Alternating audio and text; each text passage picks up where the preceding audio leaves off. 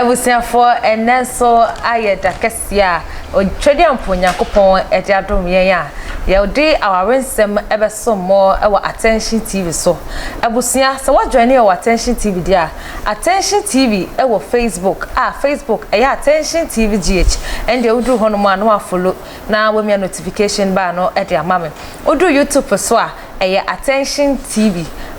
TV or YouTube mpacho hono mo so obemia subscription bar no so ede amame uwia notification bar no uwia ntwem no wa share video no asembese bia anase adwentwe bia no waja ewo comment section ho ede amame enen so yensa aka Lady Reverend Ernestina Akosia adobia dodo na nimno asmama akos what true Light Baptist Church wo Achimota ebusiafo ene awawemu nsem ne yebe dinkomo afa echiwade a ewo awawemu ye kɔ ne Bible side ne honhoma etache na tese sunsuma etai echire mami ebechire ade pa ye megide se wo so a wotifi a wo hweye no obesua ade papa epa ye wana wosomasne ewa awawemu nsem ene University Foundation eye foundation bia so de ne hwato ho ama wona woni bie janka ne mobrowa eno nti ankonam anase eku amope foundation bi ede wusika akoma o na nyoma kakra ede akoma o dia enhwe bebia Frequent University ewo 05483029885 University ewo 05483029885 ebusia midi ene Akosia Sparkles awawe mu nsem ewo Attention TV mami twa me ho embrasisia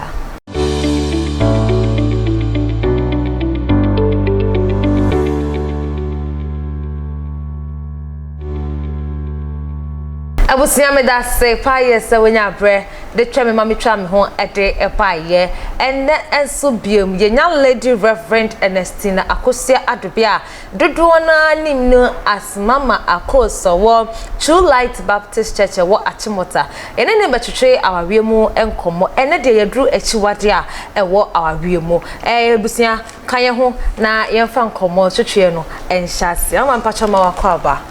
nje so Yesu dem. Amen. Me na me ne ho aye fe papa yi. Ndas. Me ne awawemu nsem no ye hwe echiwade a ewo awawemu. Ma ye be sha asese ka se echiwade ankasa no ene ne den.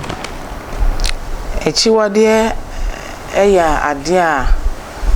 se bia wode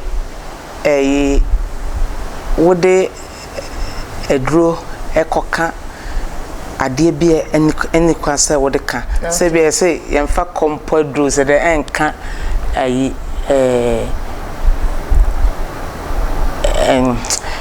mi hu se ne amekan po echiwade ade a enye milo na ode nchia kogum se obenum sa enye enu de enye sa nse kase chiwade ye ebia etimi kase abosomfo kwa we chiwade ebia so wona mo na hu se mote bi na mo na wonim na osa no tegu no so a eye de chiwade se ye na mgroma ye tise bebre se eye wona mgroma ya susu yi pete bobo mfuturo ebia na abo mfuturo gu yi bosunsun bi ani ebia na ono na muniti na nam from entina chese no tena bebogu nipa no no eye ne chiwade na me de ba awawe mu so na awawe mu chiwade no so ene ne ne ebe aware mu chiwade no eye nema bebre okay metime bobo bi so okay emetime mebobo first of all we be to say lack of communication na say entawade enimuntem enhila enimuntem sa because aware se ebegina ewo kwan a mo be fam ho edin kita ho okay enu ho hia pa ye number 1 because oba ne bema sam wo ho na nkitade mpo enimuntem a eya na enkoyie because ebi oba koka sembi pa na se nkomo omba started nkomo kra na ntokwa na start enye obu ho a oye bema na ofifi a se me yere kra de fon be frɛ no se ebi a hefa na wo ana wo hia na se onye da but enu ehu hia pa se wo de telephone be chesi se mekunu hefa na wadu office anasa wo hefa wo business way obi ho nye da obi ha ne nyonko oba no kwa to kwan pa on fa telephone friend da eno ebasa enye ese mudi munyankita hudi pa wo aware mu eno ebasa eye na enije wom beta masa sa lack of communication kwa etumi gu aware etumi gu ama ye ka lack of communication so won say obi ho etumi ka say me de me mpekasa o me kuna nkasa nim me de me lidi onim say me de metukwan a me de on frame eye how ne sa ene de on mpekasa na wo ware asa de de say ope because e ka ho bi enye sa enkita ho di amema se wonni baabi a nipa no nam so nam ha so kohin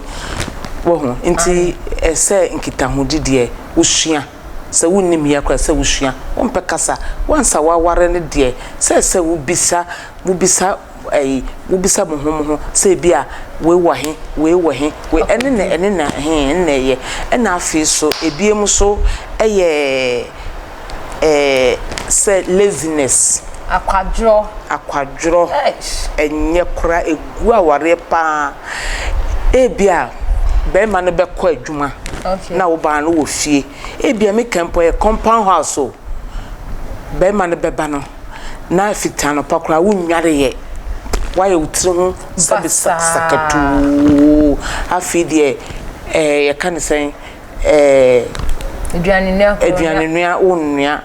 wo de ntamampo esi wo ebia be ma no so oba no oni ahoho na eba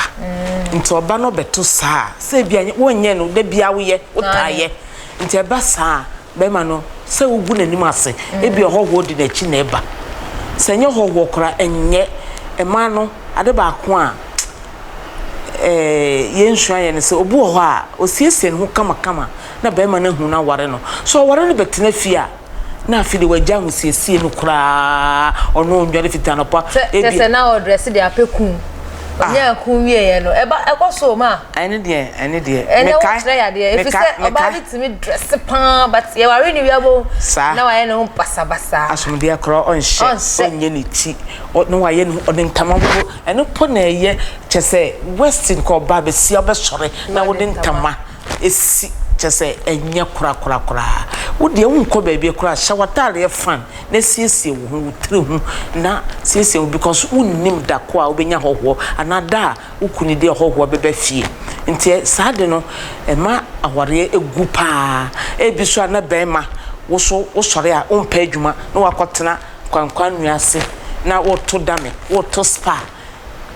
ene de egu aware pa oba ma se wokọ na wokọ pa adwuma na wonye sika de bre be hwe wo yele na wo ma nti wo sore na sa wote kwankwan nuase a ebe ye den na wakoye adwuma obi ase me pa adwuma odina no na e ka me pa adwuma eso ontu anamo enko pa adwuma de bi odina no na pa adwuma odina no na pa adwuma eba sa no a eya na e ha dwen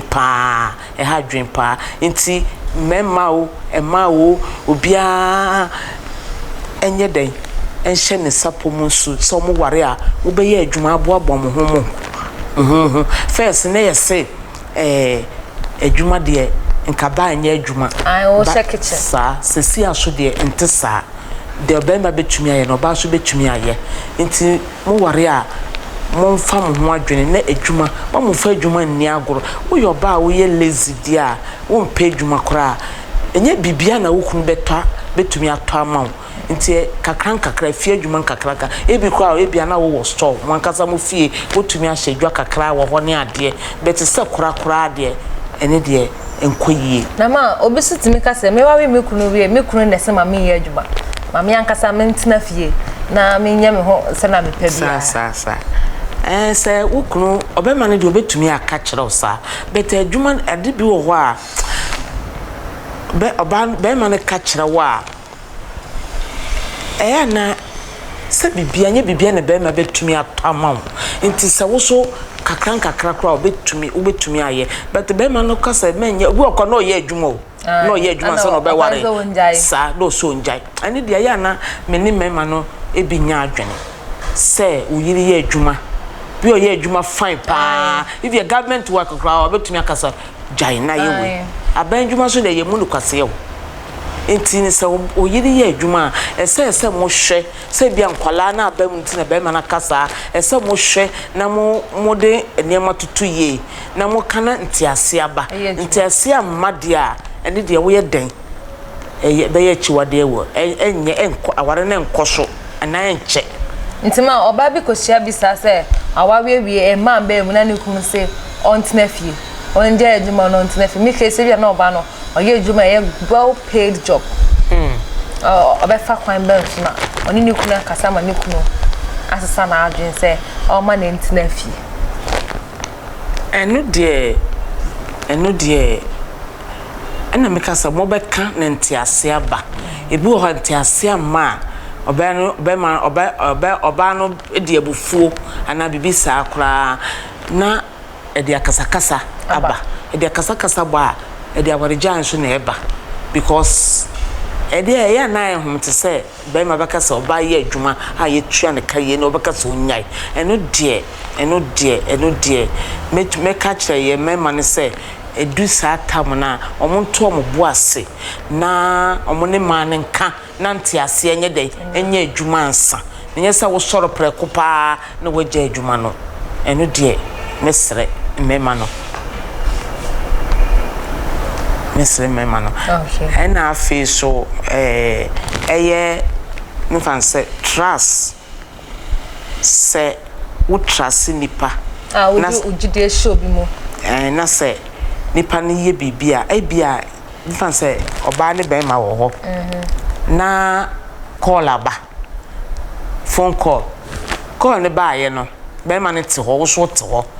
sense ebia be ma ne be fa call no we receive no e wo ho no mo no na wo de afa ba bi wa sorry e koso o ma papa egu aware pa obo ye chem so na wa sorry ada so obi okoshe ba afru na call no ye ne keten te se on pese ba ko ne beti adentina wo ye be ma na call aba na wuntumi fa wo yire nim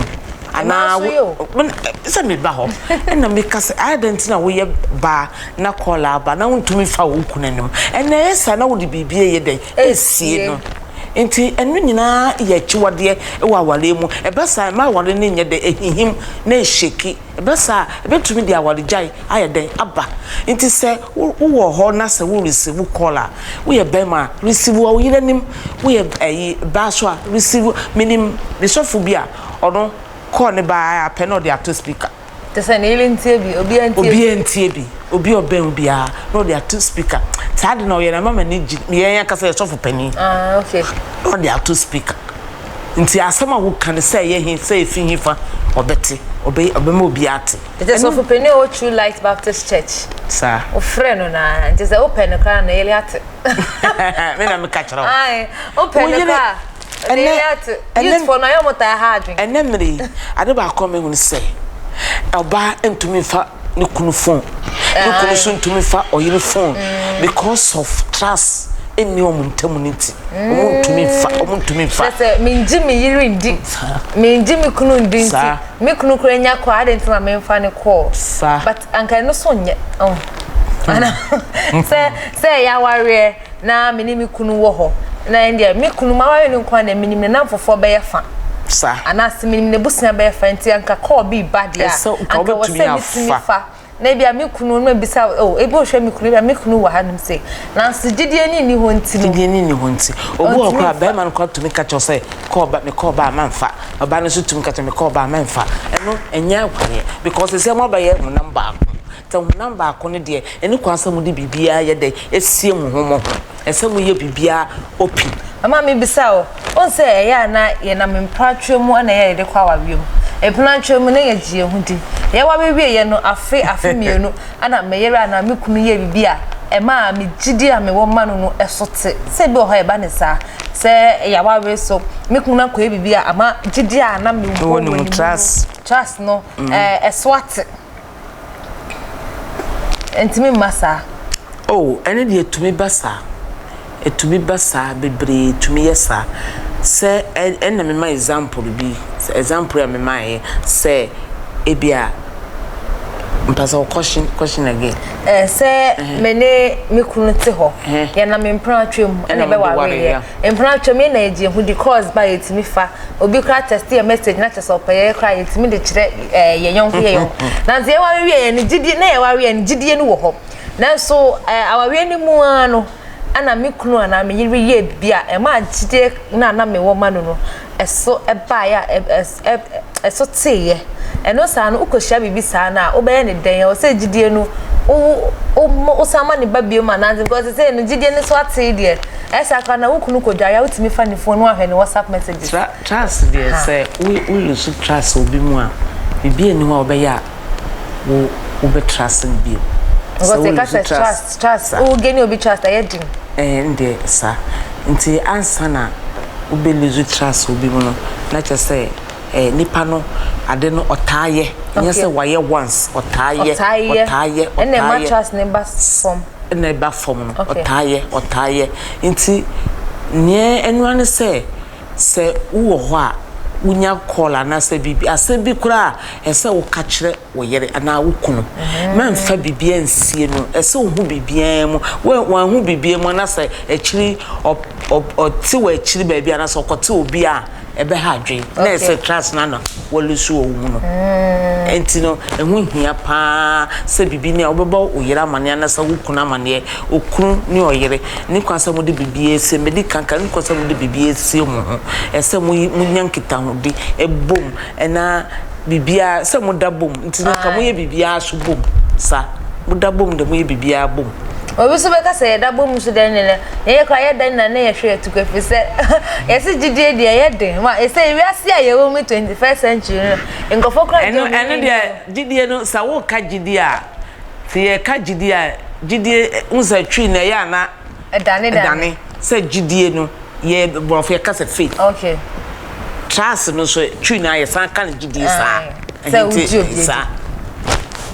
say no be ne say minimi kuntu na 21st century okunu timi kun ile na ile timi kun okun de trust ne de ma ho dem ne be den kakra ene de be ye den na de ba ko ne nyina ne say won say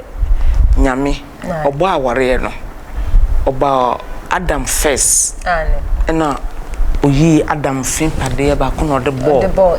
if no catching so no sha asase na soma na ye kan say aware no na me kasa bebre ntiase